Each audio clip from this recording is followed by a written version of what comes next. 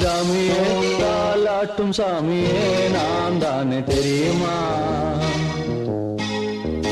சிவகாமியே சிவனில் நீயும் பாதியே அதுவும் உனக்கு புரியுமா?